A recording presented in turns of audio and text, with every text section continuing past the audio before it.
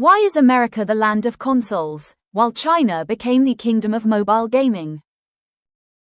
Gaming culture was never really shaped by games alone.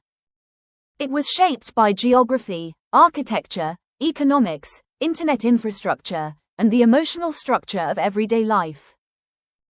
So, maybe the real question is, were we ever supposed to play the same way at all? 1. America, the country that turned gaming into comfort. If one country turned gaming into a living room experience, it was America. Recent ESA data suggests roughly 45% of American gamers regularly play on consoles, while mobile gaming also continues to grow rapidly across the country. And in many ways, this reflects how Americans built their lives. After World War II, America expanded outward. Suburbs spread across enormous distances, homes became larger, living rooms became central to entertainment. So gaming naturally moved toward the couch. This changed the emotional feeling of gaming itself. In many parts of Asia, gaming became public and social. But in America, gaming became private and immersive. You were not surrounded by strangers in a noisy gaming cafe. You were at home, alone, or with close friends. American gaming culture became deeply connected to comfort, immersion, and personal entertainment, such as huge televisions, open-world games, sports franchises, cinematic storytelling. The console fit perfectly into American suburban life. And maybe that's why American games so often focus on individual heroes. Because America itself has always celebrated the individual. 2. China, the country that skipped a generation of gaming. China followed a completely different route. According to Nico Partners and Statista, more than 70% of Chinese gamers primarily play on mobile devices, making China the largest mobile gaming market in the world by player count and revenue. But this was not inevitable. For years, China restricted console gaming. From 2000, China effectively imposed a ban on console sales for nearly 15 years, officially citing concerns over the impact of gaming on young people. During that period, companies like Sony and Nintendo faced major restrictions entering the Chinese market. At the same time, smartphones spread across the country at extraordinary speed, and unlike expensive gaming PCs or imported consoles, smartphones were already in everyone's hands. So China skipped part of gaming history entirely. Millions of people entered gaming through mobile devices first. Not consoles, not gaming desktops, but phones. This changed the psychology of gaming itself. In many Western countries, gaming was historically treated as a separate activity, something you prepared time for. But in China, mobile gaming fused into daily life. Gaming happens during lunch breaks, inside trains, in elevators, while walking through giant crowded cities.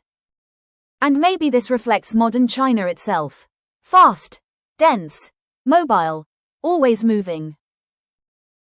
Gaming became less like entering another world, and more like carrying entertainment through reality itself. 3. Europe, the continent that turned gaming into thinking. Europe is difficult to summarize because it contains dozens of different cultures. But historically, PC gaming remained unusually strong across much of Europe.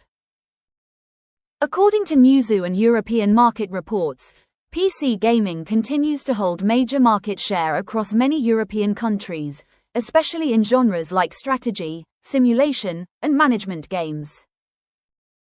In countries like Germany and parts of Eastern Europe, PC gaming usage has historically rivaled or exceeded console gaming among core gamers.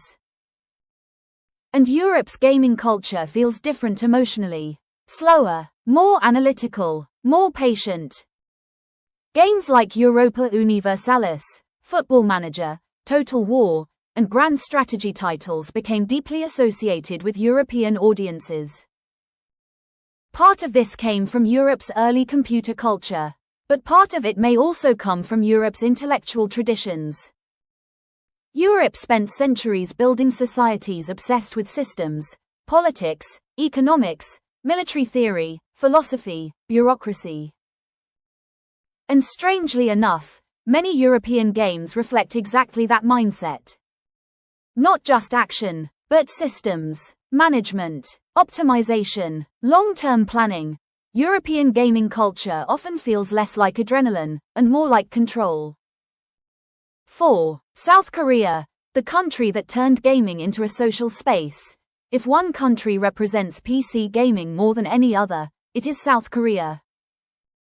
According to the Korea Creative Content Agency and Statista, PC gaming remains one of the dominant gaming platforms in Korea, with PC cafes still deeply embedded into youth and online culture. Surveys consistently show Korea having one of the highest PC gaming participation rates in the world. But Korea's gaming culture was not created by accident. It emerged from crisis. After the Asian financial crisis in the late 1990s, South Korea aggressively invested in broadband internet infrastructure. Within years, the country became one of the most connected societies on Earth.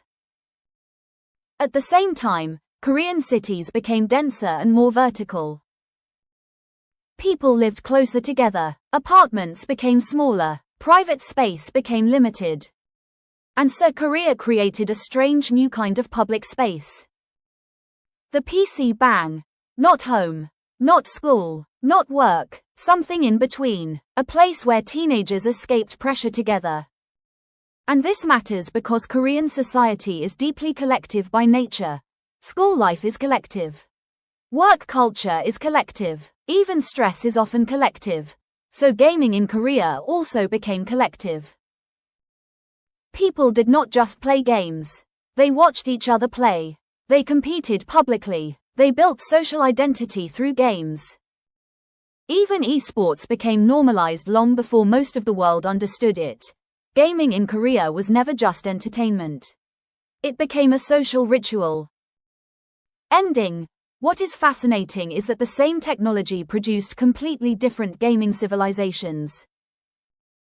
The same internet, the same games, the same screens, but entirely different emotional experiences. Because gaming culture was never just about hardware. It was about how societies evolved. The size of homes, urban density, government policy, internet speed, social pressure, the meaning of loneliness, the meaning of community. Different countries did not just create different gamers. They created different ways of escaping reality itself. The world is more connected than ever, but we still live very differently. I'm currently learning video editing, so please bear with me for a little while. I'll get you better videos later. Subscribe for more. Thank you guys.